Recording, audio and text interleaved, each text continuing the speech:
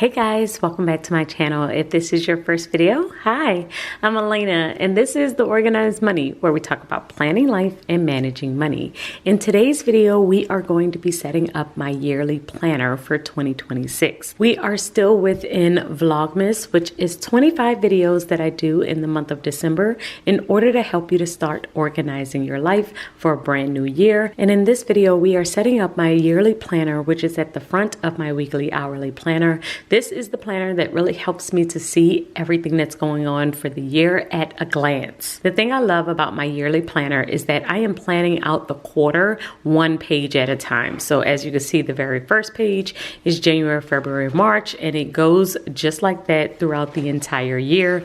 That way I can see everything that's going on for 3 months at a glance, and I can see all of the events that are coming up, all of the birthdays that are coming up, anything that is super important, I can see it really quickly. The other thing that I like to do is to use stickers in order to set this up. So I will assign a different color for different things that are going on. So birthdays will be a color, main church events will be a color, personal events will be a color. That way it's even easier for me to see what events are coming up under what category. So the first thing that I'm going to do is decide at the top, I'm going to add my key so that I know what color is associated with what type of event, and then we are going to start to add the events. So we have birthdays, church, travel, work, and family.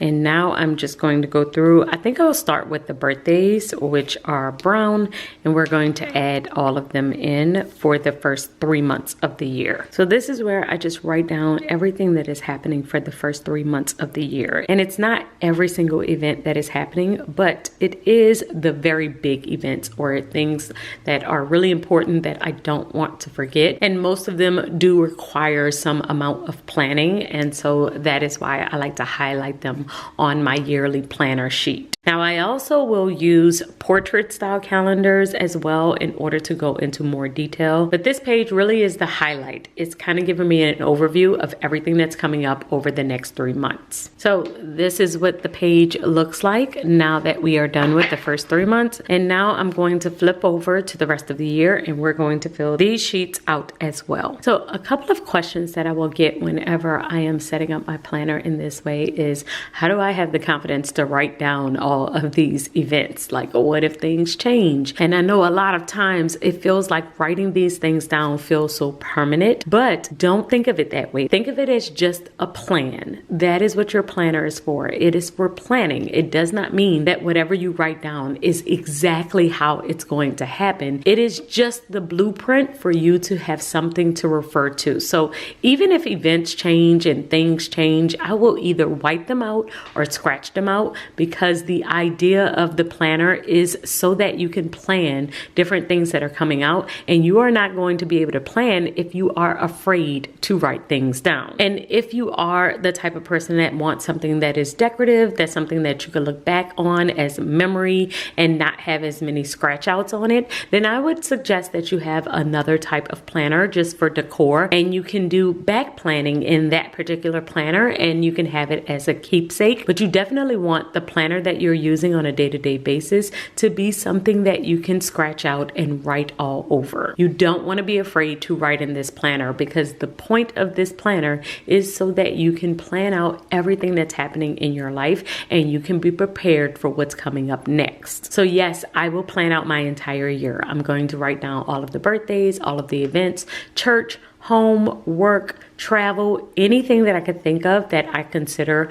a pretty big event that I want to make sure that I'm able to plan out, I will add into this planner. And it really helps me to plan out the upcoming quarter because I'm able to see it at a glance and I can be prepared. I can set up sinking funds if I need to save for a particular event. I am just able to set up a better strategy for different things because of this planner. And here is what it looks like once everything is done. I have added all of my events into my yearly planner. Now the other thing that I will add in here, which I may actually end up moving these sheets. I think I'm gonna move these sheets, which are my yearly planning sheets, to my future section. So I do have my future planning sheets at the back here, and I think I'm going to keep this right in front of my calendars. So I mentioned it before, but I also use portrait style calendars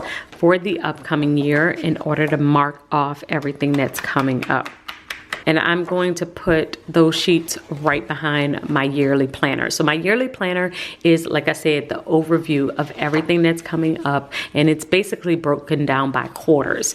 But after this, I also have portrait style calendars for the entire year, and I will add even more details onto these calendars because it is broken down by the month. So this is everything that's coming up in January, and it goes all the way through December. And I love using these because it helps me to add in more details since my planner does not have the entire year. I don't have the entire year within my planner. So I do want a spot where I can mark off things that's coming up in August or in September of the year. And so I will keep these portrait style calendars within my planner in order to keep up with everything that's coming up in later months. And I have a bottom tab that lets me know this is my future planning section. So it's not an actual planner, it's just some inserts that I have added, and I use my bottom tabs for all of my inserts.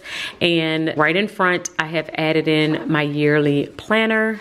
And then after this, we have the portrait calendars. And so that's going to be it for this video. Y'all let me know if you are setting up your yearly planner. What are your categories if you are doing so? Have you ever been afraid to use the yearly planner or to plan out this far in advance? I would love to hear from you, and I will see you all in tomorrow's video. Until then, keep organizing your life so that you can achieve your dreams. Bye, guys.